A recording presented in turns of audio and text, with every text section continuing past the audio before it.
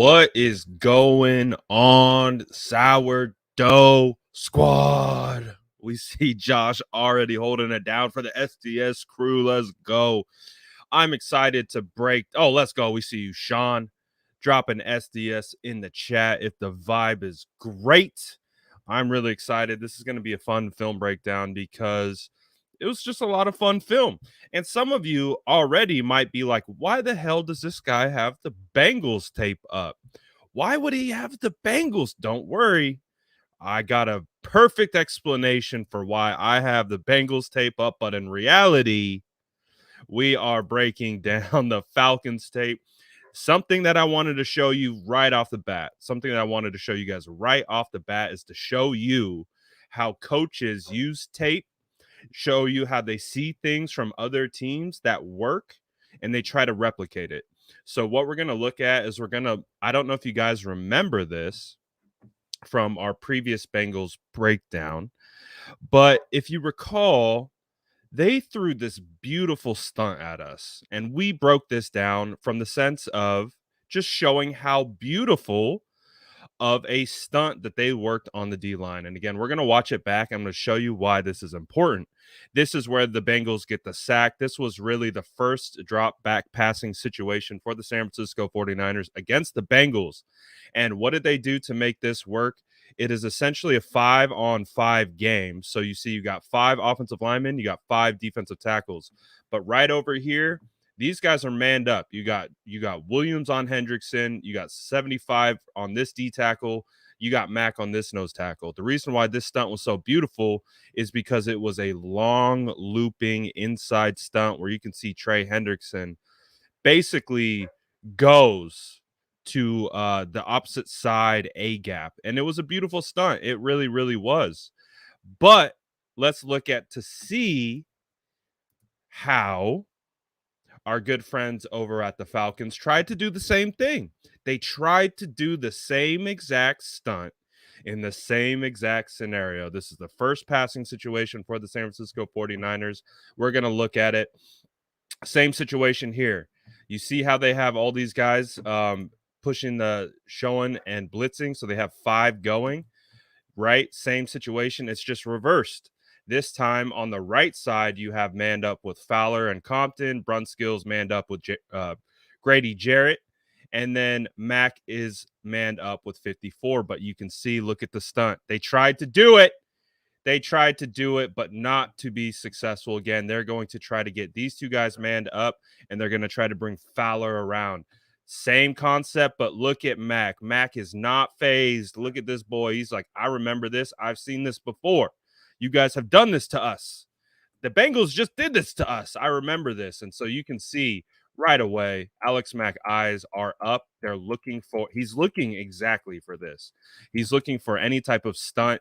He's looking for it. Nope. No sirree bop. So I just wanted to start out with that particular play because I thought it was pretty fascinating to watch because, again, remember we pointed this out against the Bengals and we're like, oh, that was a great stunt. It worked super well. Aha, we learned our lesson.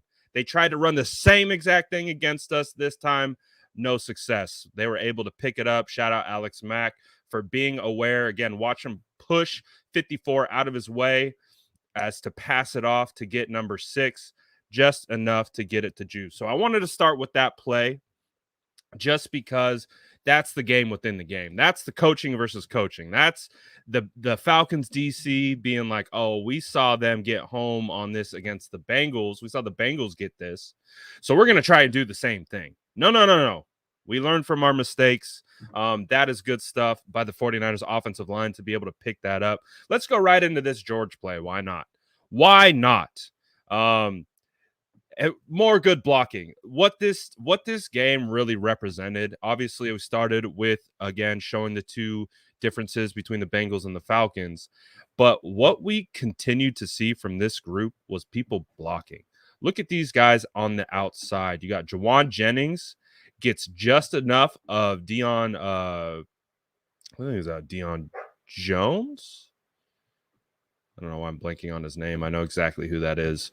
And then you have Brandon Ayuk with a great block on this DB. And then George Kittle does the rest. Gives 32 a little high five. You see that? Like, oh, slap hands. Slap hands. Gets by him. Easy money. There's a lot of this today. Or I'm sorry, against the Falcons. Let's watch some more stuff. I want to start kind of focusing on the offensive line, the blocking, and then we're going to get into the big plays, the touchdowns, that kind of stuff. But we're going to start right here. I believe with this play, we have a outside run to the right by Jeff Wilson. I think we're going to see a lot of good stuff from the offensive line across the board, and we're going to break it down like we always do. We'll go left to right, but we'll let it play out for you guys so you can see it from this angle. Jeff Wilson was in his bag, folks. Jeff Wilson is returning to form, and it is fantastic to see. We're going to start with Hefe. Let's just watch Hefe work, man. Let's just watch Hefe work because there's great blocking up front, but great blocking up front doesn't mean anything if your running back, can't, properly hit holes, read blocks, cut back, have great vision. Jeff Wilson was absolutely in his bag. It was a lot of fun to see. But let's go ahead and do what we normally do. Let's go left to right, and we'll get this figured out and break it all down. Let's start with George Kittle. He's on the backside. What does George Kittle do? He gets 2 blockers. Again, you're only really concerned about one of these edge defenders on the backside if they cross your face. If they're going to go underneath, you just let them go. You throw a hand on them just to make sure. But George Kittle, being George Kittle, gets the second level. Honestly, George could have absolutely planted this DB on his back. And I kind of wanted to see it. I'm not going to lie.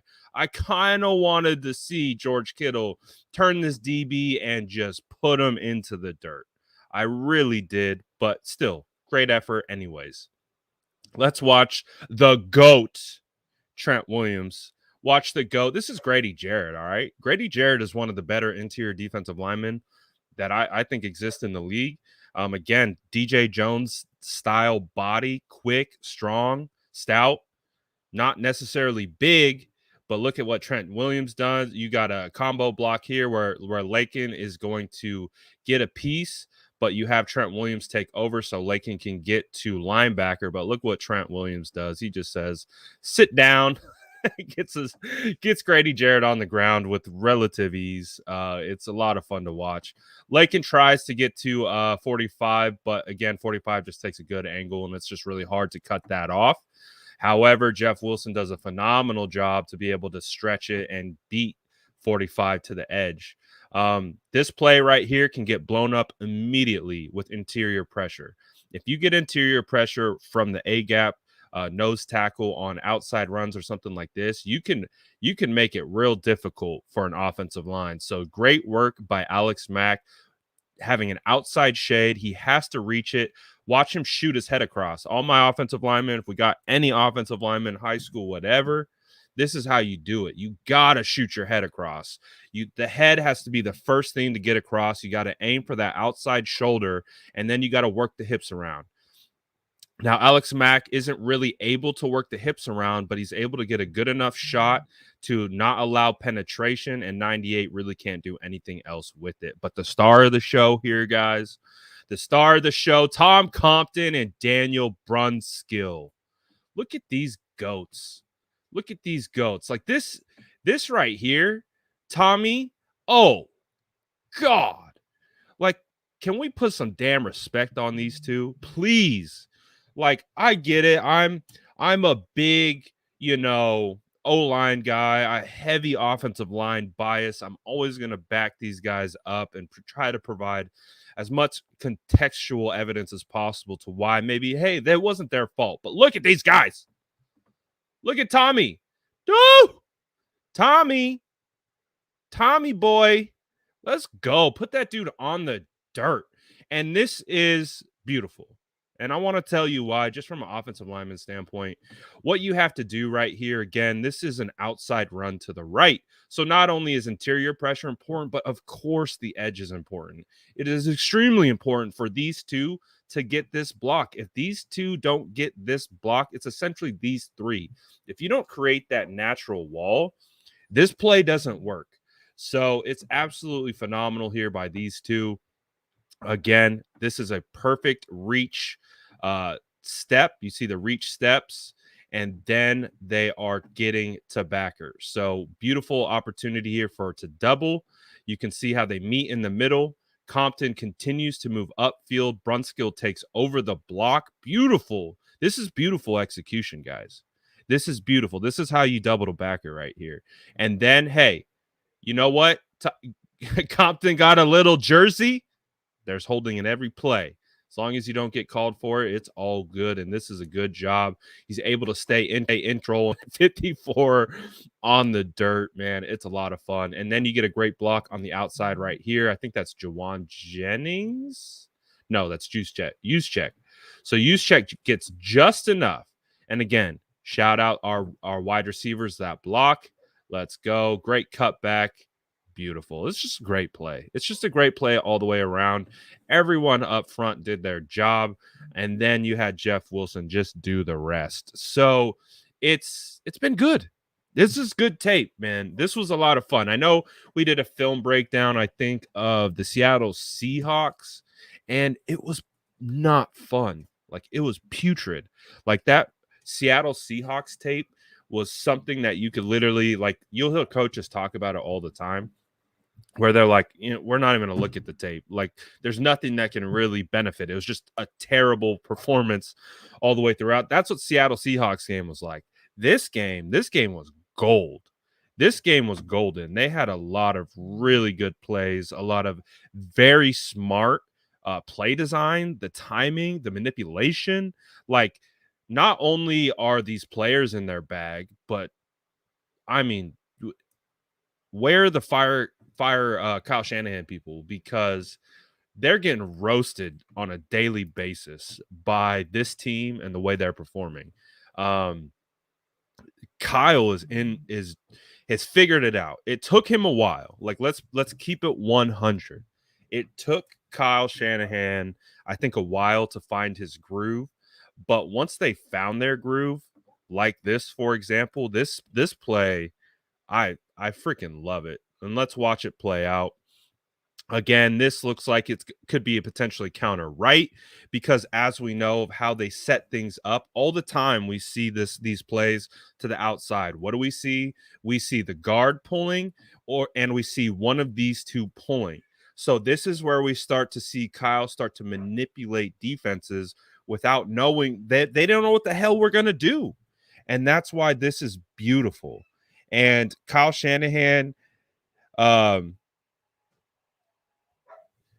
Shanahan is absolutely in his bag, just absolutely in his bag. And you'll see why right here, because what this kind of looks like, they're down blocking.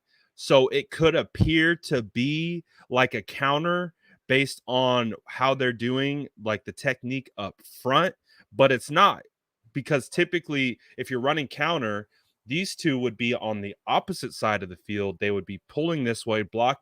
So it's like, they're starting to really manipulate defenses, and rather than handing it off to Jeff, Jeff is running out here with what's his name, Jimmy. Watch how it holds these two. Watch how these three guys just get froze by this action, because they have their eye on Jeff Wilson. He's got to hold outside contain. These guys don't know where the hell the ball is going. They're like, he's trying to locate it, and he doesn't even see that Juice got it. And then he goes, great block by Kittle. Look at the block by Kittle. Get it again, head on the outside shoulder. Get your hips around. Get between the ball carrier and the defender. And Juice just makes a great cut. Again, look, it's dirty around here. You get the down block. Woo! This is one of my favorite plays. Look at Trent Williams, man. So inspirational. Look at it.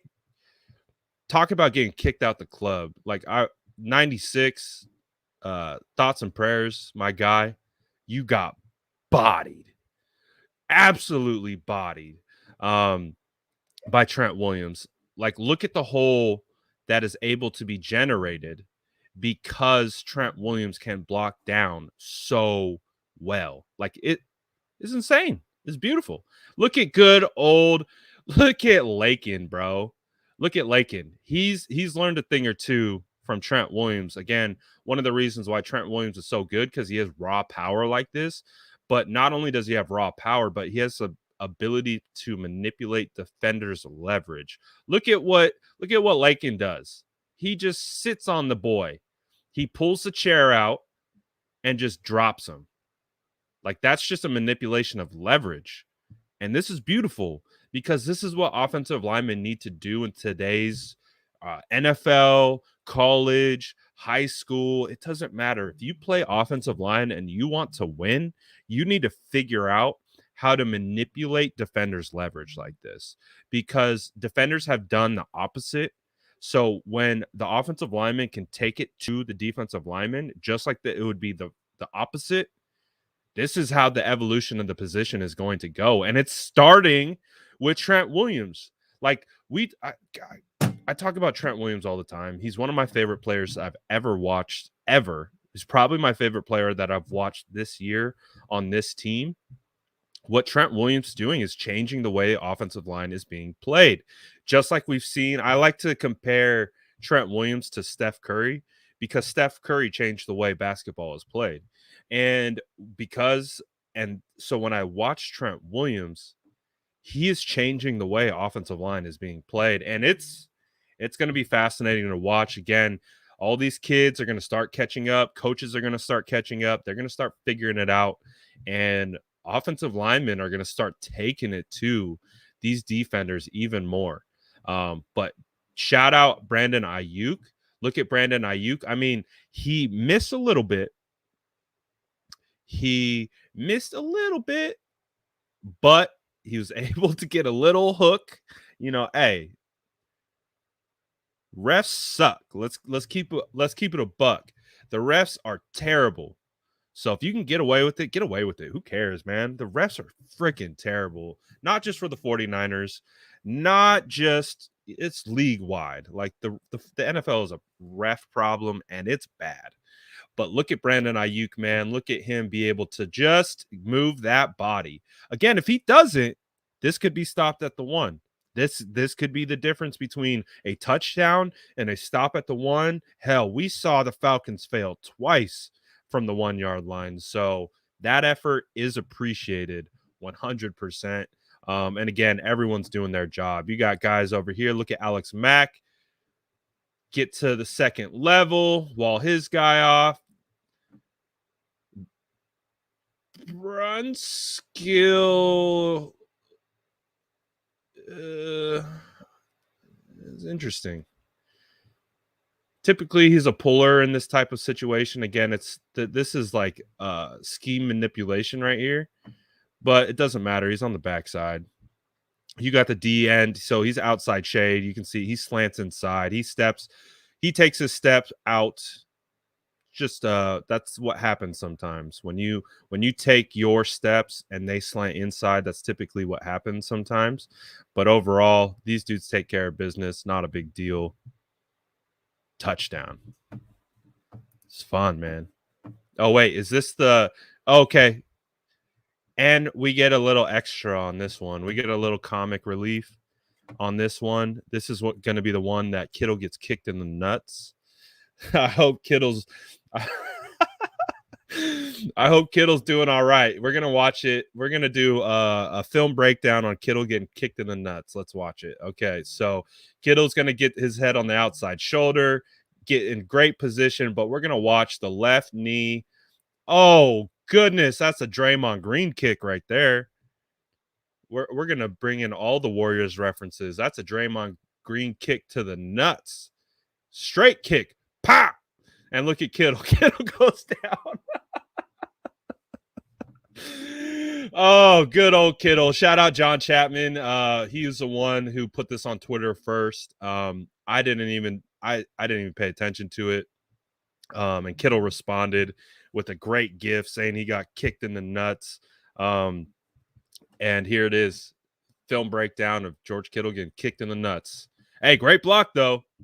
Great block. Yo, look. See, any one of us know. We know what this man is feeling. We know. Again, it we know. My guy's hurting right there. Oh, good stuff. Good stuff. All right, let's see what else do we want to look at. There's so much good tape here, guys. There's so much fun things to look at. Um let's see. What do we want to do next? What do we want to do next? Should we do let's do big play. Let's do big play. We'll get a little Jimmy in here. Let's get a little Jimmy action. Little Jimmy Kittle action. So it's going to be the big play over the middle from Jimmy Garoppolo to George Kittle. Man, I'm not going to lie, guys. We came on here last week against the Bengals, and we talked about Jimmy Garoppolo. And I talked about how he really had a good game against the Bengals, and especially when you go back and you watch it on the All 22, it was even more apparent how good of a game he had. This game was even better. And like this is confident Jimmy, man. Like this is and I like what they're doing. I like how they're getting him moving. They've been getting him moving a little bit more. Again, it's run action up front. You have it look like a counter, so this is a play action. And but I love the way they just kind of get him out and on the move. And I think it's making him more comfortable, to be honest, because we kind of saw a lot of rollouts, mini rollouts, and stuff like this off play action. And I think it helps his timing and his rhythm quite a bit. So I've been liking the development, and Jimmy does a good job letting it rip. I mean, Kittle finds the hole. Could you have maybe let it rip a little quicker? You could have, but because we get the prototypical Jimmy Pat, if you just kind of let it rip a little sooner, but still, Kittle knows what it is. He knows he's going to take a hit. He goes up anyways, gets the job done. Really good job. Again, the scheme and the execution are starting to match. One of the things that we watched, throughout the year, the scheme and execution were not matching at all. Finally, we're starting to see it. So it's been a lot of fun. It's been a lot of fun to see it come together. Let's do let's see, which one is this? Let's do all right. Let's do great pocket from offensive line. Jimmy Garoppolo check down to Juwan. Great yak. All right, let's do some yak. Let's see some yak going. 1443. 1443. All right, so what do we got? I got great pocket here. Look at that pocket. Breaks down. So we saw a play like this happen earlier in the play where Jimmy's first and second reads were taken away. And when that occurred, he kind of panicked. And that was the Jeff Wilson play that he barely got the ball away. And just got the ball off while he was getting tackled. Well, this is another opportunity for Jimmy Garoppolo to have essentially his first read wherever he wanted to go. He didn't feel comfortable with it. Although you can see Brandon Ayuk breaking open right here. Again, that's a huge hole. You can do a lot with this. If he was able to see it, recognize that this defender was squatting on Deebo. This guy is not even paying attention to Brandon Ayuk. He could have found it, especially with 54 sticking on Kittle, the safeties going with Kittle. I mean, look at the zone. Like, that's a huge zone. And this is probably something that they'll look on tape and be like, okay, in this type of situation, let's try to be a little bit more cognizant. However, I like, again, Jimmy not getting the read that he wanted, whether it was Kittle or Deebo, and him trying to kind of go for the check down. What I really like here is Jawan Jennings. Watch Jawan Jennings. Jawan Jennings knows he's not the primary. Jawan Jennings knows he's probably like the fourth read or fifth read in this situation. You can tell just by the way he's running. He's just clearing out space, right? He's just making sure he's occupying space, clearing out the zone, doing all that kind of stuff. Look at him. He's just kind of like looking like, oh, okay. But look at the awareness. Look at the awareness right here to understand like his quarterback is in duress. And the second Jimmy looks this way, watch Juwan, watch his reaction. He's I'm ready. So this is essentially a rookie. Now he had his rookie year. He didn't play. He tore his hamstring off the bone. So this from Jawan Jennings, this is the small stuff. Like this is the small awareness that you really like to see from a guy like this. And we know Jawan Jennings has been doing well as a blocker. He's been making contested catches. He's been doing a lot of stuff. But what you're seeing right here is this is just awareness. When the play breaks down, having the ability to understand that the quarterback is looking his way and then breaking back inside, and then the yak. Look at the yak. Get off me. Let's go. Jawan Jennings is turning into a guy. Like the Mohamed Sanu injury, like we don't ever wish injury or celebrate injury, nothing like that. But what injury gives opportunity for other people. Is Jawan Jennings having these kinds of opportunities if Mohamed Sanu is healthy? I don't think so. So with Sanu going down, Jawan Jennings is really developing at a quick rate. It feels like every week he's getting better. And again, these are kind of small things that quarterbacks, when they're in an oh shit situation and they have to scramble and make something work. Look at him. Jimmy doesn't know what to do. He's like, oh, he hunkers down. Ooh, what do I do? What do I do?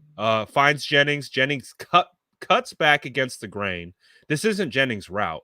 This is pure ad lib, and is able to find him, hits him in target, and then watch Jawan Jennings do the rest. I believe that's AJ Terrell, their best. I think it is. I'm not positive. But if it is, that's one of their best cornerbacks. I'm not sure that's 22 or not. But again, Jawan Jennings, big body, the yak. Let's go. Spin out of it. Get an extra 5 yards. Woo! Let's go, Jawan.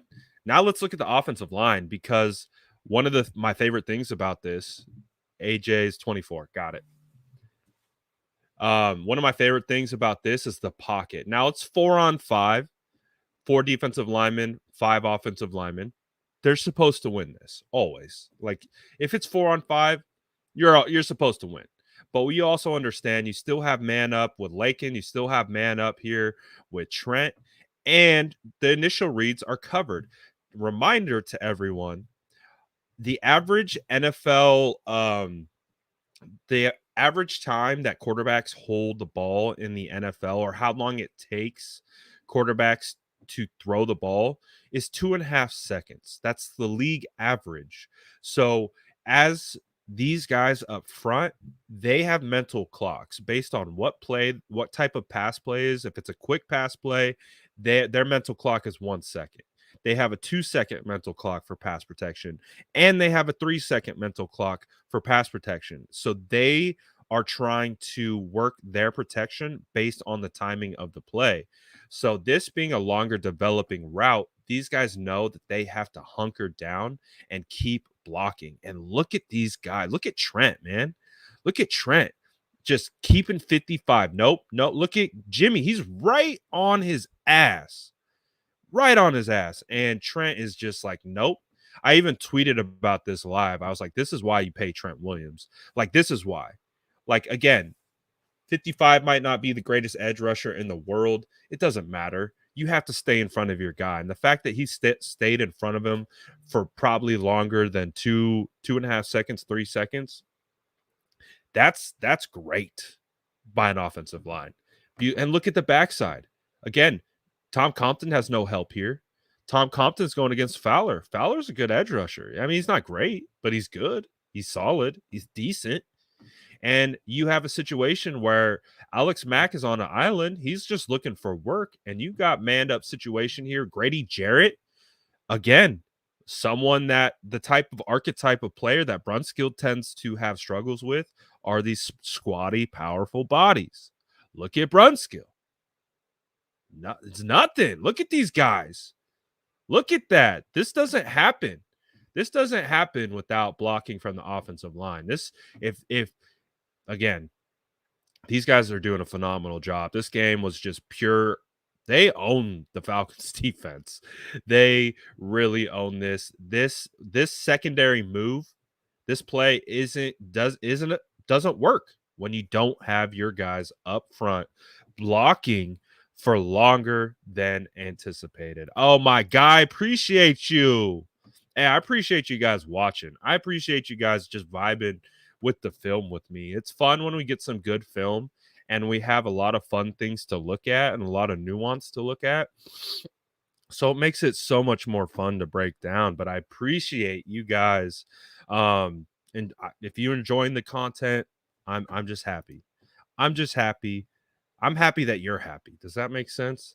I'm happy that you're happy, that Deebo's happy, that the 49ers are happy. We're all happy. We're happy, guys. Playoffs. So also, if you're happy and you are enjoying the film breakdown, please like the video. I would very much appreciate it. If you're not subbed, absolutely sub, because this is the greatest channel. No, I'm just kidding. We'd appreciate you to sub though. So with Deebo. Look at Deebo. So we're gonna break down this play. And again, they were stacking plays. They were stacking so many good plays. This is such fun tape to watch. You know the vibes. We're going left to right. We're going left to right, starting with Trent Williams. Get him out of there, Trent. Man, imagine having the best left tackle in the world. Imagine. Again, this dude is outside shade to his left, and Trent has got a block down to the right. Like, this is a hard-ass block. Like, for anyone. For anyone. And when you have an outside shade and you're the seal block, like if this block doesn't occur, this play goes nowhere. So again, this is why having Trent Williams is a godsend. Look at him be able to grab on the outside again. The defensive end has prime positioning. This is prime positioning for the defensive end. But Trent Williams is able to get his hand kind of right there on the outside shoulder, not getting it long. He keeps it nice and tight in. And so he kind of creates this leverage in his arm. So you're not going to get cold for holding. Huge. But you're able to keep this guy. Look at him spin him with that arm because that's how strong he is. He spins this dude. And that allows the seal. That allows Brunskill. Look at Brunskill send Jones flying. Look at him. Boop. He tried to trip him. He knew he was screwed. He's like, oh, I went too far upfield. Look at this guy. What a jokester. What a jokester, man. I liked him better when he played at LSU. I'm not going to lie. I liked him a lot better coming out. But to be fair, he doesn't have much around him. So we're going to give 45 a rest. But come on, man. What the fuck is this? Excuse my language. I just think it's hilarious. What are you doing? What are you doing, man? Come on, play football. This isn't hopscotch. Quit trying to trip fools. What are we doing? Anyways, shout out Brunskill. Brunskill deserves so much credit for his ability to pull. There's a reason why we're always pulling Brunskill. There's a reason why. Shout out, to Lakin. Lakin's great, but Lakin isn't as good as moving in space as a puller as Brunskill. Brunskill is the best pulling lineman that we have. And it is what it is. That's why they pull him all the time. So Brunskill, again, when you have a puller, This is offensive lineman 101. When you have a puller and they go upfield, like you see how Deion Jones goes upfield, you just kick him out. You just push him out the club like that. What's really hard for pullers is when these guys come flat down the line of scrimmage. When they come flat down the line of scrimmage, you have to read it, and then you have to understand that your block changes from a kick out to a roll block, and then you're completely changing your leverage. Rather than turning out for a kick out, you're turning in. So that's part of it. You have to be able to read as a puller. And then your guys like this, Kittle is reading Brunskill. Kittle has to read what Brunskill is doing. So let's say, for example, Jones was able to kick it inside, stay flat, and Brunskill rolled this block. Kittle would have to go out around Brunskill. But because we get the setup that we want, Kittle sees it, goes instantly inside. You can see he's on his track, and then he instantly cuts it in and gets his hat on 54. Now, you can tell by the leverage. Hold on one sec. We have some injury. Oh, the 49ers have officially ruled out Elijah Mitchell for Thursday night's practice. Or I'm sorry, Thursday night's game. All right. So we got some news. Hold on one sec. Let me get this posted. So if you're just joining, the 49ers rookie running back Elijah Mitchell will be out. Oh, wow. Talanoa Hufanga will be out. That's wild. Oh, that's 2 hits. Elijah Mitchell and Talanoa Hufanga will be out along with Dre Greenlaw and Maurice Hurst. Good news, though, is Azeez Al-Shaair is questionable, so that is trending in the right direction. However, Talanoa has been pretty decent player for the 49ers this year, so that hurts a little bit. He's been a good role player, special teams, whatever role we've needed him in, he's been able to be pretty successful for the most part, but that is a little bit of a blow. So bear with me, guys. I'm going to get this posted. And then we'll get back to the film room here in a second. But like I said, if you guys are just hopping in, the 49ers have announced availability for Thursday night's game, and the 49ers will be without rookie running back Elijah Mitchell and Talanoa Hufanga. Wasn't expecting that. Bit of a surprise. I know he's been dealing with something, but it was still a bit of a surprise. So sorry. 1 second. 1 second. Let me get this out, and then we'll get back to the film. Shout out everyone. I see all the numbers in here. We appreciate you guys. Let me know in the chat. Who is your favorite player from this game against the Falcons. Who had the best game in your opinion? I want to see, and then we'll pull up the plays that match. 49ers running back Elijah Mitchell leads Elijah Mitchell and line safety Talanoa Hufanga lead the list of inactives versus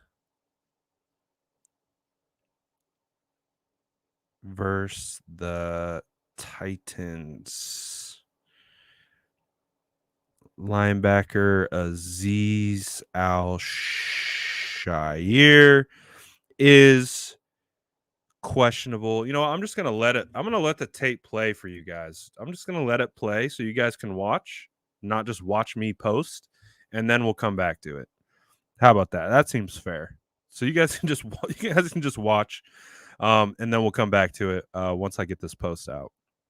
Azeez Al-Shaair is questionable, which is a good sign for for his availability. D line. Darlene on Mo Hurst, and linebacker Dre Greenlaw are also out. Aziz Al-Shire is questionable.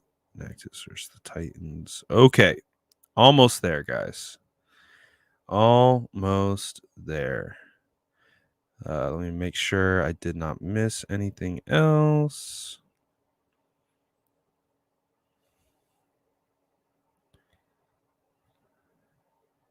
All right.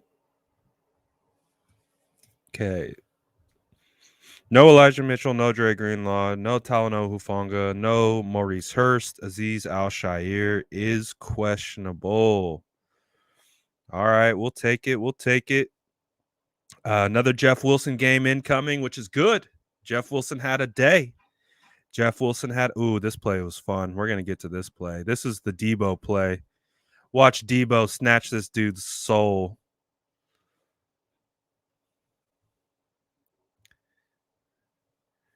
Ooh, goodbye. Elijah Mitchell and safety Talanoa Hufanga lead the list of inactive of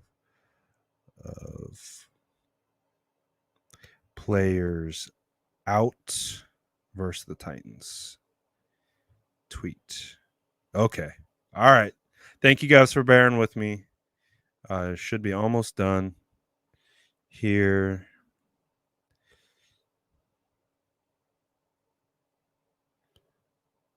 Okay. All right. We should be able to get back to our scheduled programming. All right. Sorry about that.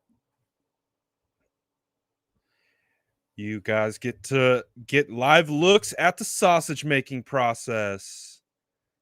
All right, let's get back to what we were doing. Let's talk. We're in the middle of talking about touchdown before the updates broke. So let's get back to this one and we'll get to it. Shout out everyone who stuck around. Really do appreciate you guys for dealing with me posting to the socials. So we should be good now. We will alert you guys of any more updates that come through while we are on the doing our film breakdown. Okay, let's get back to it. So we were talking about, I think we talked about Brunskill's pull. We talked about Kittle's block. Again, honestly, I think this play was designed to be, so you always got to watch the pullers.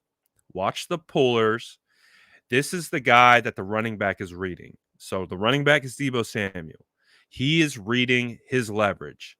So actually, this leverage, based on where Kittle is blocking, it appears to be an inside run.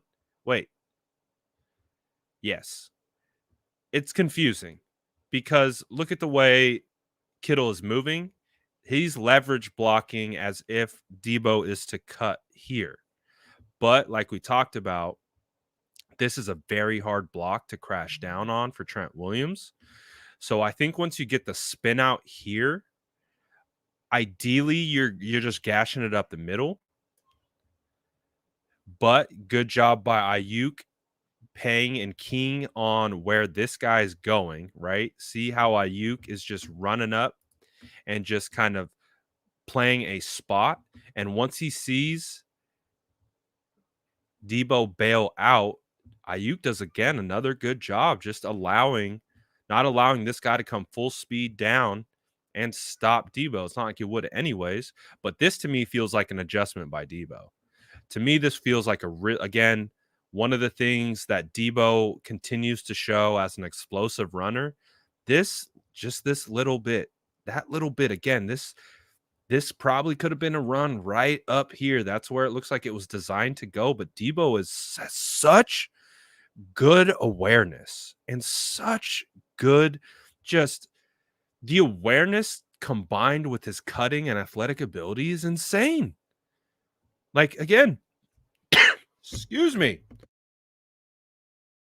This feels like it should be right here. This is where it should be going. Deebo's too smart. He's like, nope, I'm just going to bounce this shit outside. Woo! Deebo's different, man. Deebo is different. Absolutely love to see it. Oh, let's go, Mason. I didn't even see this. But I mean, if we get another performance like what we've seen on tape here, Mason says the 49ers are going to dominate tomorrow. The vibes are good. That's what I'll say. The vibes are good.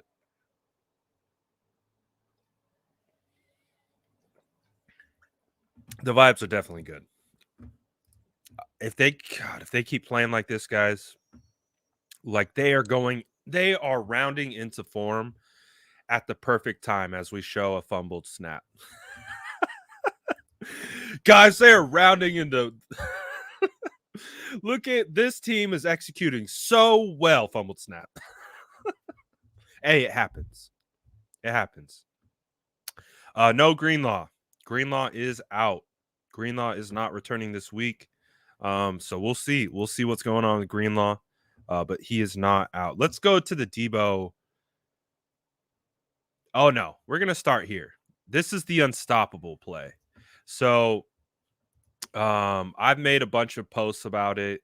It's becoming a running joke of like how many people it takes to tackle Kittle, and watch the entire defense completely surround Kittle. Like, look at this picture. 1, 2, 3, 4, 5, 6, 7, 8, 9, 10. Like, look at how many people it takes to tackle this son of a gun. Like, look at it. Like, Kittle is different, man. Kittle is different. Now, Travis Kelce, he's great. I think Travis Kelce is fantastic. He's a really good tight end. He's more of a big slot in my opinion, but he's really good at what he does. He's really good at catching the ball and doing all that. But I never see Travis Kelce doing this. I'm sorry. Look at he just said, get the hell off me. Look at George, man. Runs straight into this dude, says, get the hell off me. Look at this guy go flying like a madman. Then he goes heads with this guy, can't get him down. This guy comes in, that guy comes in. Like, George is different, man. He's just different. Like, give this man his respect. Give him his flowers. This is the best tight end in the NFL. This is the best tight end in the NFL. This guy. It's not for debate. I've been bullish about this for years. I said George Kittle was the best tight end before 2018. Like, but I'm different. I scouted George, so I knew exactly what George was and what he was capable of. So my George Kittle bias is through the roof. But you can't look at plays like this and not talk about George as the best tight end in the NFL. Like, who else is doing this? No one. Exactly. Oh man, we got the receipts. We're gonna keep them for the right time. But the George Brittle comments, I mean, you guys look so dumb. And again, I know we get upset sometimes, and we want to take it out on the players. But God, I'm sorry, if you ever utter George Brittle out of your mouth and you meant it, I don't have the same level of respect, unfortunately, for you as I do others who did not do that. If you didn't do that, my respect for you goes through the roof, because this is why you don't give up on your guys. Like, this is why. Don't be emotional. Don't have a re-jerk reaction. Oh, that is one of the sweetest comments that I've ever heard. Brad, you are the George Kittle of NFL 49ers football podcast. Hey, I appreciate that, my guy. That means a lot. Let's go. I'll take it. I'll take this. I'll take being the George Kittle 49er podcast. This dude's a savage. Look at this. Look at who? Show me Travis doing that. Again, Travis had that great play, game winner, weaving through Chargers defense. This isn't Travis Kelce slander. It's not. But George does so much more. He does so much more. No, this isn't Kelce slander. Kelce's good. Kelce's great. Kelce's one of the better tight ends that we probably had, but in the league. But Kittle's different. He's a different breed. This dude is different. Oh God, I love it. I could watch this play over and over again. I could watch it over and over again. It's so much fun. All right, let's see. What else do we get? Deebo. I think we got the Deebo play coming up. Yep, let's watch the Deebo play. Let's break it down. This is the mouthpiece play. We'll talk about the hows and the whys, but let's enjoy Deebo absolutely demolishing this guy. Deebo is mini Marshawn, man. Run through a mother face, like straight up. Like Deebo straight up ran through this dude's face. So much so that he sent his mouthpiece flying. Look at this. Boop. Look at the mouthpiece. Boop. Boop. Boop. That's how you get run over. That's a truck stick. I guarantee you, number 24, I think that's AJ Terrell. Solid cornerback. I guarantee you he is feeling that right this second. Like right now, like wherever he is in this world, he is feeling this hit still. I guarantee it. Like this hit is no joke. Oh my God, Deebo. That man has a family. It's Christmas time. I know you delivering gifts to the faithful, but geez, go easy on him. Whew. He rocked his ass. Bah!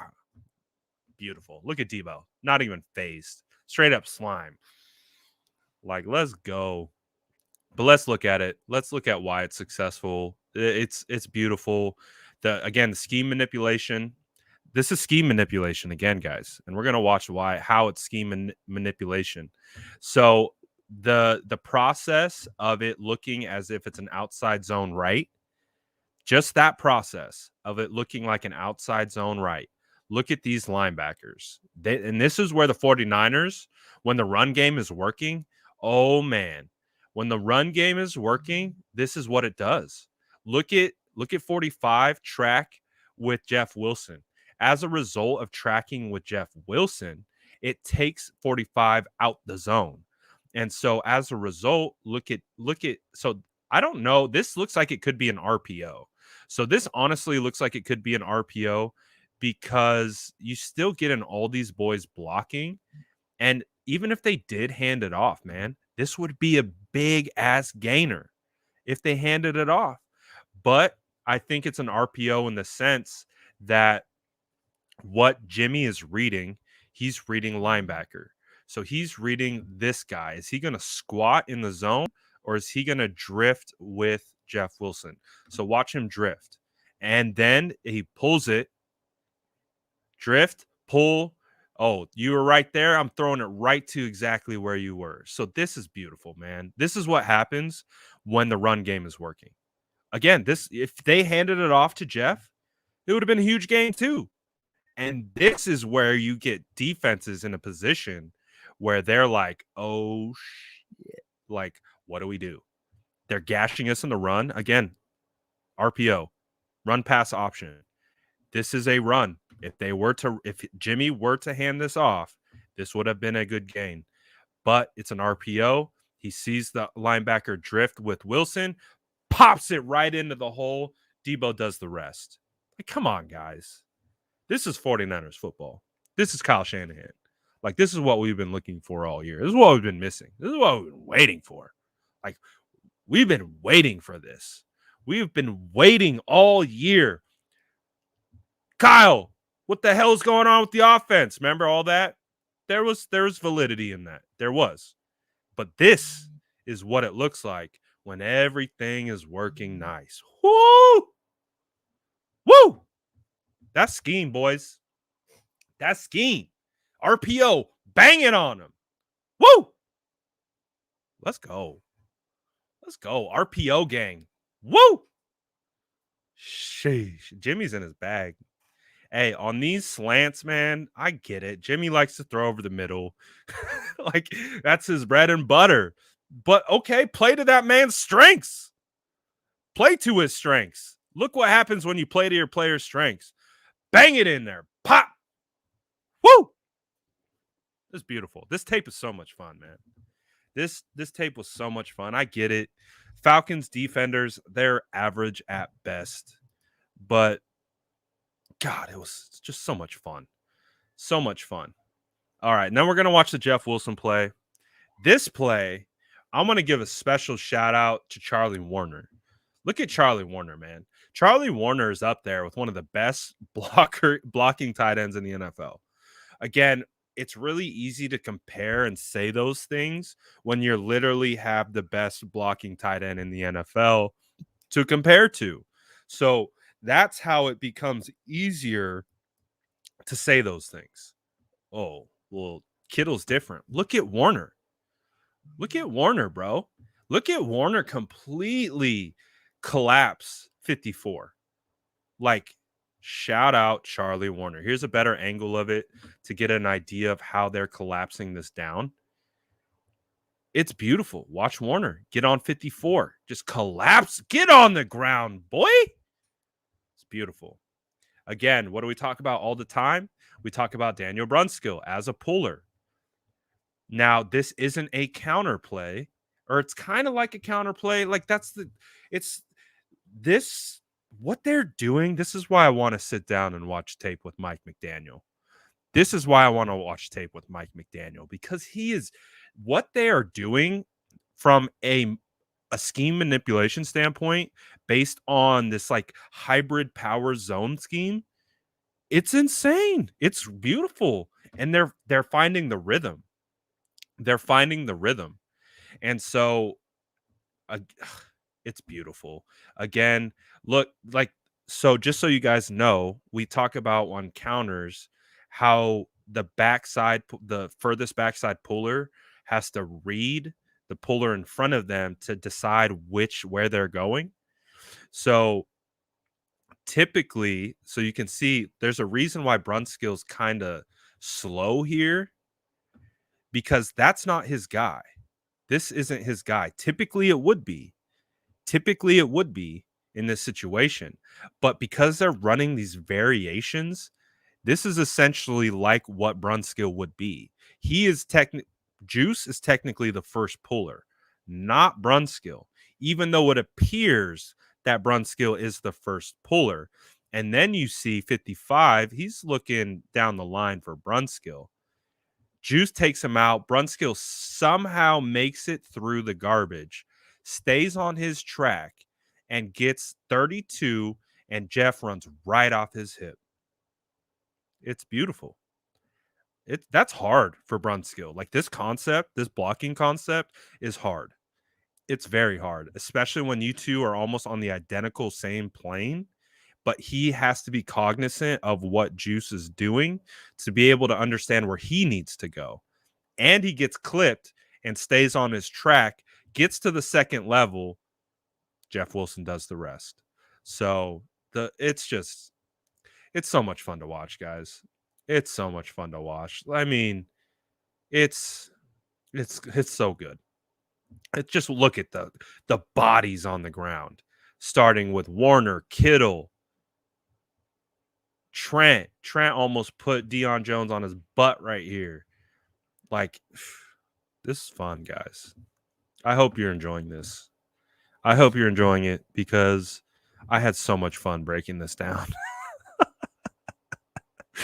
I had so much fun breaking this tape down. It was so fun. Again, these are like back-to-back plays. I'm not even jumping forward. These plays are in succession. Like, this is the dominance. Like, they're just dominating. It's fun to watch, man. It is fun to watch. What do we got here? I think we got some potential pancakeage syrup. Yes. Look at this, guys. We are going to highlight specifically on this play Tom Compton and Daniel Brunskill. So let's watch again these two. Now, we miss McGlinchey, but Tom Compton has gotten better each week. Like, I don't even know what to say about it. Like, Tom Compton is playing at a high level. like he's playing at a high freaking level. Let's watch why. Watch these two, 66 and 60. Watch them double the backer. Oh, good Lord. This is great. So, again, double the backer concept. You they're you can see the track that they're on. They're taking zone left footwork. See, they have the same exact step. See that? This is drilled day in and day out. Feet are everything for offensive linemen. Look at how their steps are identical. It has to be. That's continuity. That's knowing who you're playing with. That's having the same exact timing as the guy next to you. Now, they still take their zone right, but look how they both meet in the middle. This is how you double. And look at how they both, Brunskill has his eyes up so he can see the linebacker, and he peels right off at the last second, gets just enough, and then look at Compton do the rest and just slam 98 on the ground. Like, let's go. Let's freaking go. It is so nice. We talk about how they don't pull Lakin very much. Here's a great block by Lakin to be able to get out in space, get his hat again, helmet placement imperative. Want to get your helmet on the left side so that you can create that leverage. Obviously, just this is a hard block for a Brandon Ayuk. If the positioning was different and 36 was more head up on Ayuk, then the angle would probably be there for Ayuk to at least get a chip on him. But because of the just angle that he's at, it's a good play by 36. It's really well blocked. It is. Again, you get Kittle getting the second level. You got Juwan Jennings over here. Almost feels like like if I'm watching tape with Mike McDaniels and we're looking at this play and we're seeing like this look and this leverage, I'm almost pulling Jeff Wilson up as a lead blocker. So if you continue to get so here they have Jeff Wilson just kind of go out. I think they wanted one of these guys to track with him and pull him, but because it was a zone coverage, they didn't follow him. If this was a man scheme, this play would have worked a little bit better. But because it wasn't, I wonder if there is a way you can have an indicator that when you start going in motion and you realize it's zone, and then you have this type of leverage, rather than having Jeff Wilson just go out, you turn him into the fullback and you have him running this track and then becomes a wall here. And then boof, there's the lane. So I think these are like the small nuances. These are questions that I would be asking Mike McDaniel. So, like, what do you do in this situation? Do you have built-in alerts and keys based on coverage for run? This is the game within the game. They've been doing a phenomenal job at being able to identify and execute and do all those kinds of things. But you can see how if you can just get that one guy, if you can get a block here, Deebo's house call, that's a touchdown. That's house. So those are the small nuances. Those are the things that they talk about, and they're back and forth on the board. They're like, those are the kinds of things that they're trying to key up on. So that's one of the questions that I would talk about and ask Mike McDaniel about. Like, do you see a wrinkle here? Is there an opportunity for an adjustment here?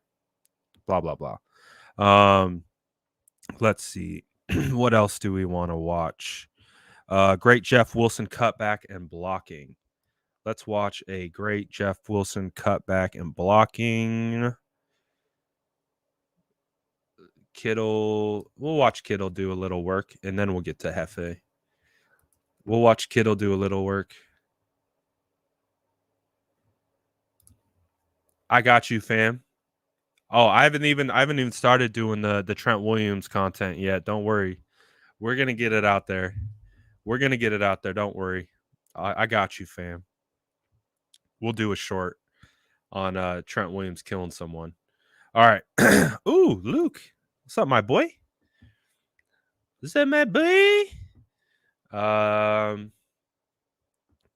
right. This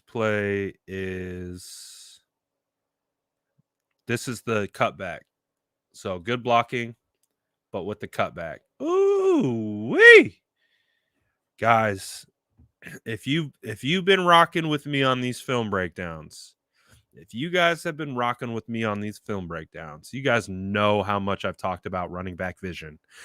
Like, I talk about it probably more than I should, and probably some of you guys get annoyed with it, but I talk about running back vision because the 49ers had it with Raheem Mostert at an elite level. And I know now 49er fans understand it, but they didn't understand it in real time.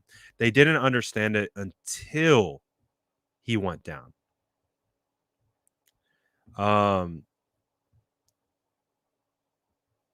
Sorry, squirrel. Didn't understand it until he went down. But the reason why I've been so bullish on it is because guys like Trey Sermon and Elijah Mitchell, they're still learning. They're still trying to figure it out. They're still getting their rhythm under control, their cutbacks, their reads, the relation of how to run behind blockers and set up blocks. Jeff Wilson is a perfect example, and I'm glad Jeff Wilson is here because I think Elijah Mitchell, this is the kind of stuff that once Elijah Mitchell starts doing this, oh man, Elijah Mitchell, the sky is the limit for that dude. If Elijah Mitchell starts reading and cutting and using his blocks and setting up vision like this, Elijah Mitchell is going to be a stud, but he's not there yet. Same thing with Trey Sermon. Both of them have vision issues right now, but that comes with experience. Jeff Wilson has the experience, and this is what it is. Again, this is outside zone left. So technically, the design of this play is outside zone left. You know, hitting the zone. That's why offensive linemen run zone. They run on tracks. You see the way they have their leverage, the way that they're trying to execute this. It's so that it can help either generate holes to where they're trying to run it, or you can have cutbacks. That's why everyone is moving. Look at the steps, look at the feet. Every left foot by an offensive lineman is the same. That's by design. They rep that every single day. That's how you get on your track in zone. You're not blocking a guy, you're blocking a zone. You get on your track, you run. If someone comes in your zone, you take them. If they just run away, then you let them go. If they run behind you, that's fine. You got another guy on the track who will pick them up. So this is why you always block on the backside. Ooh, look at this. I didn't even see this little setup. Nice, Juice. But this is where Jeff Wilson shines. This right here. Again, showing outside. Look at the leverage. Look at the leverage. Okay, good job, 98. You took away that gap. Good job. You played your leverage. But it's zone. So if our running backs know how to cut back, doesn't matter. And this is why the cut. Oh, let's just watch it. The cut step. This is one of my favorite things about Jeff Wilson is the way the balance he has, the balance and vision and his cuts, anticipatory cuts, setting up his block. Jeff Wilson deserves a lot of credit, guys. And this play is a perfect example. Watch him cut. He even uses Mac, shoves off his back hip. He's able to see this block in this relation. Now, again, if he runs straight, he's getting tackled. He understands leverage. He understands the flow. And so as the flow continues to go that way, he understands of how to use that leverage to his benefit. Now look, where can you go? Do you want to keep running through this hole? Do you want to keep running through here? No, you don't. You have a guy who's in leverage. So what you want to do is you want to set up Warner. Look at Jeff. He's not blocking him. He's blocking a zone. And what Jeff Wilson does is cut right off his hip. And again, this is how you draw defenders into your blockers. This is how you create blocks for yourself. This is something that Elijah Mitchell and Trey Sermon are still working on.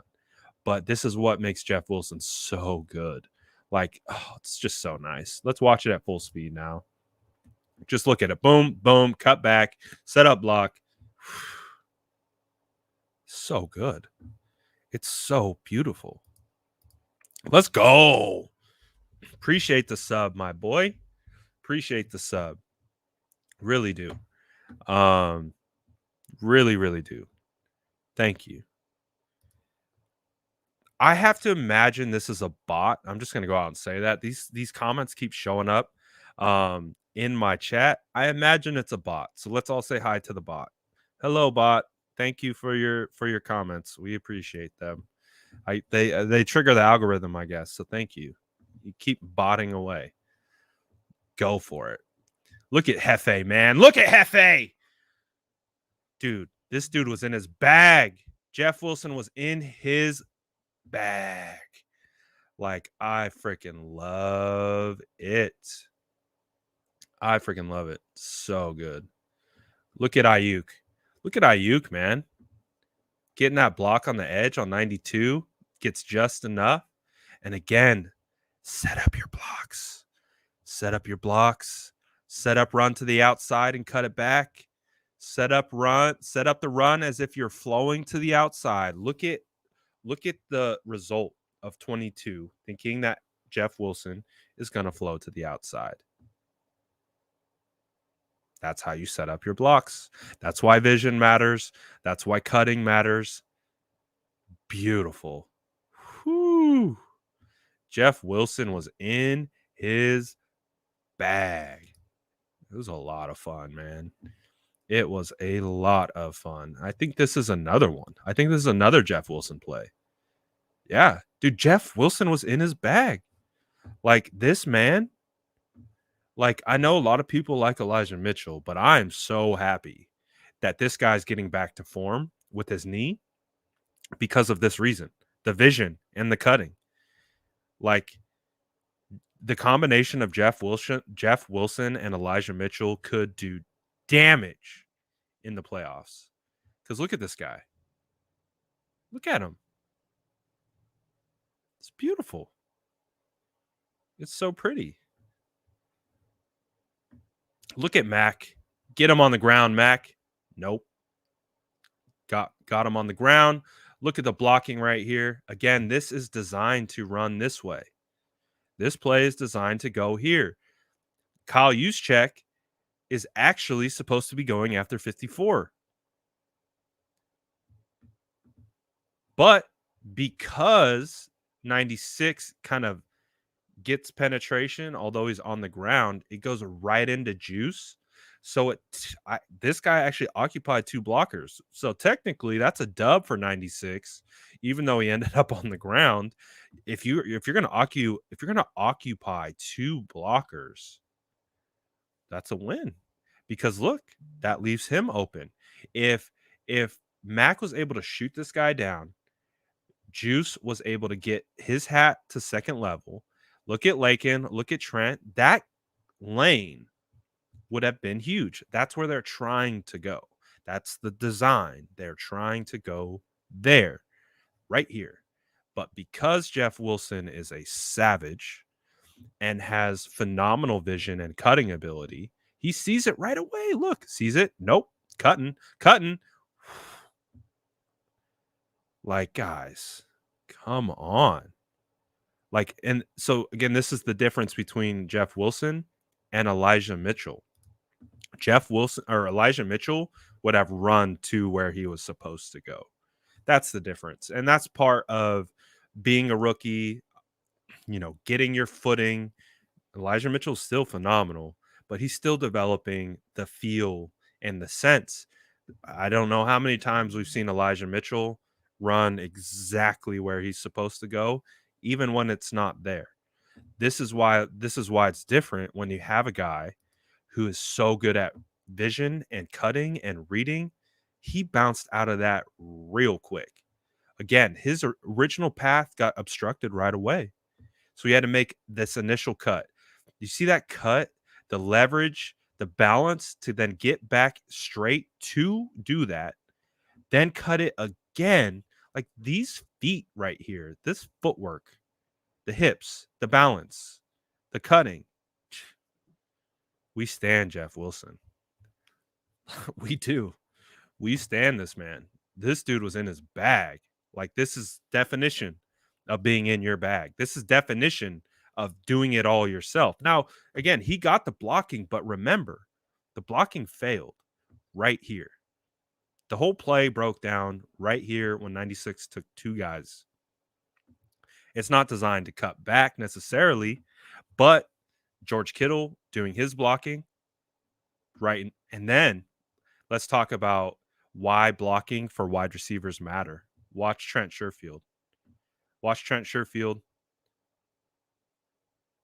That's what I'm talking about. Like this is football. Like this is 11 hats doing their job. Again, this is supposed to be an inside run. This is where the ball is supposed to go. But Trent Sherfield is a wide receiver on the backside.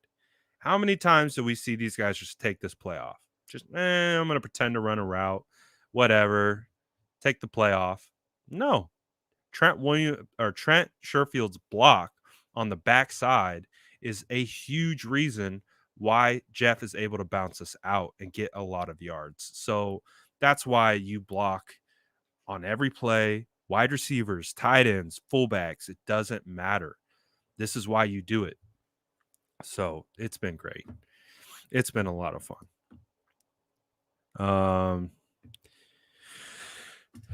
I think we got another good play here. This is the Jermichael play, but I also wanted to use this play to kind of showcase. Oh, let's go. We see you. My guy got his laptop. Let's go. Future 49er content creator coming in, Luke. Let's go. We see you. We see you. Imagine coming into the chat and dropping an L. Imagine how much of an L you got to be to come into the chat and drop an L. Look at this guy. He's got a Bucks logo. Get out of here, bro. Just go. Just leave. What are you doing? Get the hell out of here. What a scrub. Let me come into this Niner chat and just drop an L for no reason. After my team just got shut out at home. Bro, you just got shut out at home with Tom Brady as your quarterback. Get the hell out of here. What a scrub. Oh, what a scrub. Thank you for the comedic relief. I appreciated that very much so. Let's get back to scheduled programming. Let's get back. So this particular play, I wanted to showcase Trent Williams.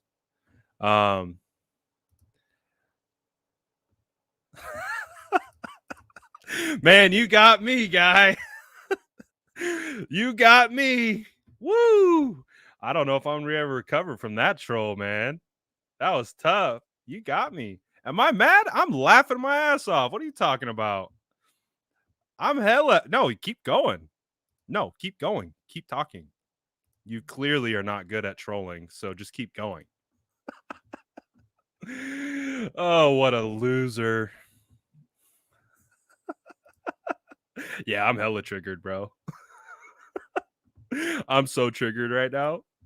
Dude, a Bucks fan just came in here, dropped an L in the chat. I'm so triggered. Oh my goodness. I'm so triggered. I'm so triggered. Oh no. Why would I? Yeah, okay. Enjoy your time. Enjoy your time. Oh, Zero Cloud. Good job. So we're gonna watch Trent Williams. Look at Trent.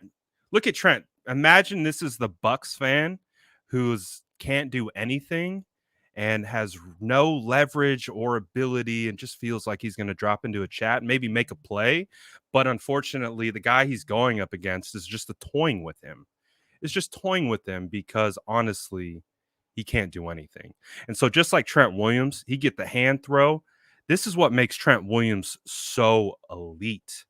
Look at Trent Williams be able to look at the running back to see how much time he has. It's just like slapping a troll. Just kind of slap them out the way, and they can troll all they want. That's fine because they're not going to do anything. Look at that. He just looks, peeks by. Oh, my guy's good. Good stuff, Trent. Then you get the great block here by Kyle Juszczyk. Great block by Laken Tomlinson. Look at the pancakes by Laken. It is absolutely fantastic. Bop. Get him on the ground. JaMychal Hasty's able to fit it right through there. Get some solid yardage. It is super fun to watch. No, we appreciate you, Cloud. We appreciate you. You're fun. Oh, yeah. You own the live stream. Yes, you own it. Good job. So here we go. Moving forward. Oh, my goodness. So much fun. You came in at the right time. We're done. Yep. Keep going. Literally, just keep going. Just keep going. Like, I appreciate what you're doing for the algorithm right now. It's really helpful. You're getting the chats going crazy. Let's go. Keep going. Keep it going. Stay as long as you like, my guy. If you feel like you own this chat, good for you. I'm sure you probably the only thing you own in your life right now. So, because the Bucks clearly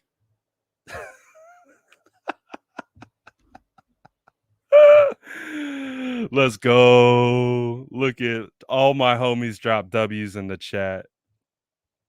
We know you have all day. That's why you're here. That's why you're in a 49ers chat. That's why you're here. You have all day. That's 100% why you're here. This dude's like, oh, I got all day. Like he just said something. We know you have all day. That's why you're here. Dude's like sitting in like he's probably like an 8th grader sitting in the back of history class right now. Like, ooh, I got an idea. I'm gonna drop into this random stream and drop an L and then say I own the chat. Dude, we're done. I've been in the stream for an hour and a half. You're just giving me plenty more to talk about and a great laugh, by the way. Thank you very much.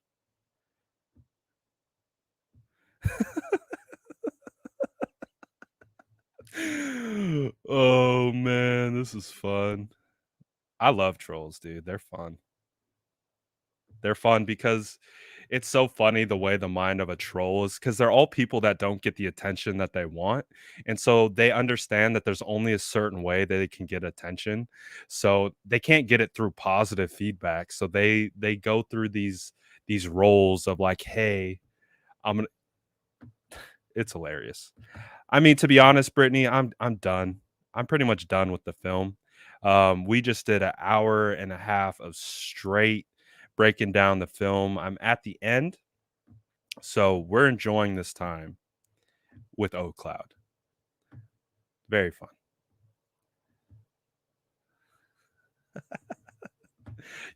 We're done. You are the focus. Yes. Yep. We'll give you all the attention. I'll pull it up. There you go, my boy. There you go.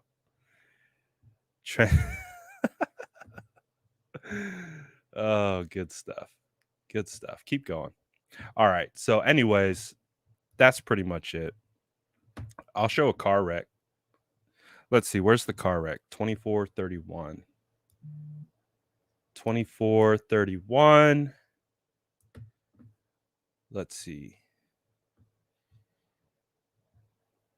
I like this play just because there are bodies everywhere. It doesn't necessarily translate into anything positive, but I just love the bodies.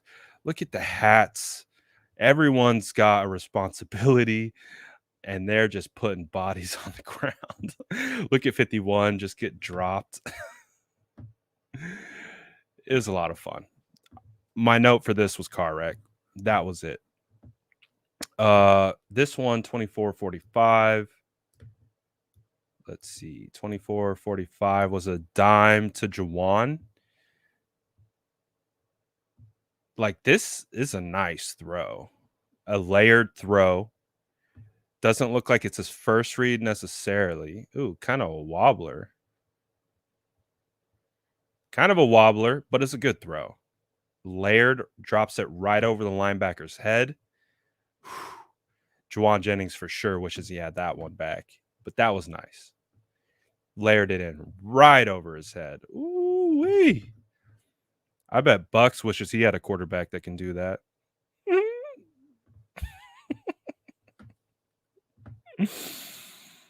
Okay, 26-17. What do we got for 26-17? Oh, okay. This is another Jeff Wilson. This is another Jeff Wilson clip. And I think this is like the emphasis on Jeff Wilson, his ability to read, cut, bounce out. This is what makes Jeff so freaking good. And this is again on the one. This is after a big goal line stop by the defense. And the 49ers need to get out of their end zone. This is a very dangerous play. We've seen the 49ers take safeties here before. Again, if you go back to the Seahawks game, we had a safety in the end zone. So want to get out of there. Look at Jeff Wilson, man. Jeff Wilson is a stud. Look at that cut. The cut, the bounce out, the subtle movements. Again, these subtle little back and forth. Is just enough to get on the outside. So this is a great play to end it on. Jeff Wilson. Ooh. Oh. Oh, boy. Okay. We got some news. Okay. That's enough. We got some news. Titans ruled out Taylor Lewan, starting, I believe he's a starting left tackle. Julio Jones has no status. David Long has a hamstring. He's out. He's actually a good linebacker. Their guard, Roger Saffold. Wow. Okay. That's pretty impactful news. We let him have his time. Now he's gone. That was pretty impactful news, I think, for the 49ers. So if you guys want a Nick Bosa outing with a potential multiple sack game, wow. I wasn't anticipating that. So, backup tackle. Now we've seen backup tackles. And all that type of stuff with the 49ers. Again, we went into the Green Bay game thinking that the 49ers were just going to dominate their offensive line because David Bakhtiari was out. But that wasn't the case. They had a really good game plan. So we'll see what the Titans do. But man, losing Taylor Lewan, that's a big one. That is a big loss for the Titans, especially with a red hot Nick Bosa coming to town. Ooh-wee. And I'm not positive if Roger Saffold was. I'm going to look at their depth chart right now. Titans depth chart. Okay. All right. That's pretty much the film, though. Shout out to the Bucks fan for giving us a little laugh there at the end. I needed that. That was fun. That was fun. Oh my goodness. Trolls think they're so amazing. It's so funny. It's so funny what they think of themselves.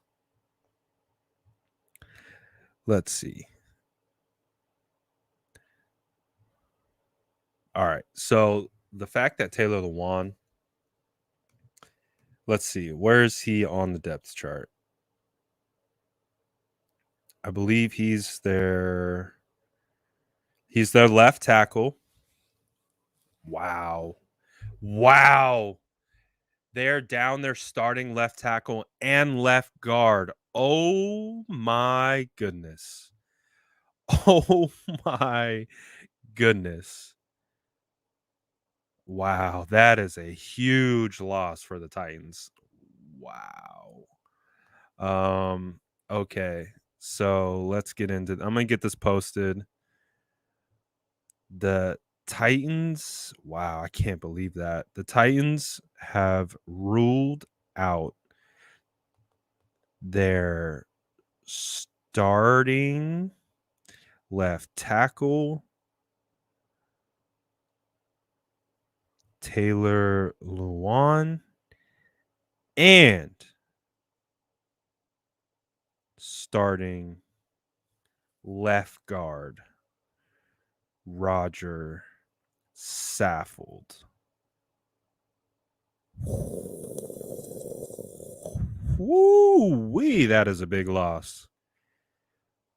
Wow, the Titans have ruled out their starting left tackle, Taylor Lewan, and starting left guard.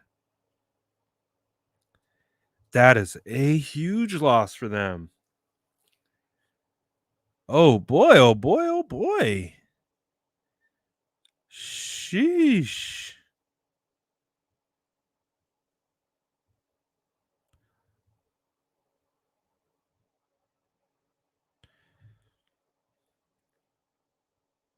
All right, sorry guys. Let me get this post out. The Titan, wow, ruled out starting and start. Arden Key game again? I think we're gonna have to call Arden Key game again. I think so. I think so. Dude, Arden Key and Bosa might be doing some damage here. Holy macaroni. That is a hit. Man. So, okay, the Titans now don't have their starting running back, TBD on AJ Brown and Julio Jones. There's no official word on either of them yet. But David Long was their starting linebacker. He's a really good linebacker. He's out. Whoa. Oops, that is the wrong page to post that to. I just posted to my personal. Delete. All right, sorry guys. Almost done. Okay. There we go. Wow. That's a huge impact. That really is a huge impact.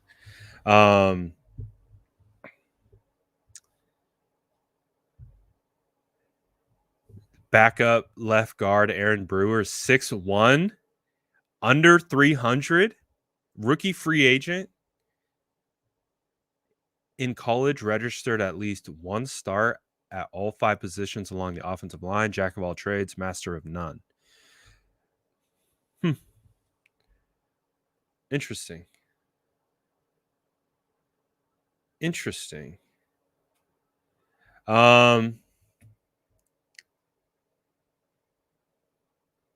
Who's from the Bay Area? Tyrone was a Bay Area boy. Oh, Tyrone Woodley. Okay. I didn't know that either. I'm retiring, bro. I'm a walking meme. So, yeah. That's that was crazy to just hear. So, that's going to be huge. Like this, I think this team, we know. What I'm going to say. The keys to victory for the 49ers is how they perform in the trenches, whether on defense or on offense. So the fact that the Titans are down 2 starters on their offensive line, they're down potentially both their starting wide receivers, their starting running back, which is Derrick Henry, which was their entire offense. That's crazy. And even David Quisenberry, their right tackle, he's normally a guard from my understanding. I remember David, he played at San Jose State. He was a pretty decent offensive lineman at San Jose State, but wasn't anything crazy. I remember he, I believe, suffered from went through a bout of cancer, was able to come out of that. Ben Jones is decent center, but he's definitely past his prime, but he's still good. So 49ers have an opportunity here. 49ers have a real big opportunity. Now, again, on the opposite side, they have a pretty decent defense, honestly. Bud Dupree, Harold Landry on the edges when they're running a 3-4. They also have Jeffrey Simmons, who's going to he's going to be playing over the guard. So that's going to be a big matchup for Daniel Brunskill. We know Daniel Brunskill. He has trouble in one-on-one pass blocking situations with power defensive tackles. So there's an opportunity where that's going to be something that we're going to be watching. Danico Autry's decent. So I like their defense. Amani Hooker is a good safety. Kevin Byard is one of the most underrated safeties in the NFL. Cornerback position, they're a little hurt. I mean, Janoris Jenkins, Buster Screen, Christian Fulton, not great. Greg Mabin, they got Greg Mabin, 49ers legend. Yeah, dude, they're hurt. They got a lot of guys hurt. So this is 100%. This is absolutely must-win game. Because I think if the 49ers win this game, they're one step closer to clinching a playoff spot. And if they do that now this week, and then they have basically a mini bye, it's going to be a lot of fun. Okay, how about this? So we're done with the film. Obviously, a bunch of news is kind of coming through about who's available, who's not. We are going to be doing another live here in 20 minutes. So I will be doing the state of the franchise episode every Wednesday, like we always do with Jason Aponte. So Jason Aponte will be on in about 20 minutes, and we're going to wrap up the Falcons game. I'm going to get Jason's takes on what he saw from the Falcons. He'll have much better insight on the defensive side. I believe he's watched all the defensive tape. I haven't watched the defensive tape yet. So we'll be talking about that. And again, the overall game against the Falcons. And then we'll also be previewing the matchup against the Titans. And so we got a lot to talk about with the preview of the Titans and with all the roster moves and all that kind of stuff. So stick around. 20 minutes. I'll be back on Jason Aponte's State of the Franchise episode that we do every Wednesday. I hope to see you guys there. I hope you guys enjoyed the film session. I know I see a lot of you guys who probably been in the whole thing. We always appreciate the support, the views, the likes, the subs, the comments, the ownage of trolls when they enter our chat. We see the Sourdough Squad. The Sourdough Squad is deep. We're unflappable. Appreciate everyone hopping in. As always, again, we'll be back on in 20 minutes with Jason Aponte. Make sure you don't miss that. But I will see you guys very, very soon. Let's go. We see you guys. Let's go. Thank you, Mike. We appreciate that. So we'll see you guys here on the flip side. Peace.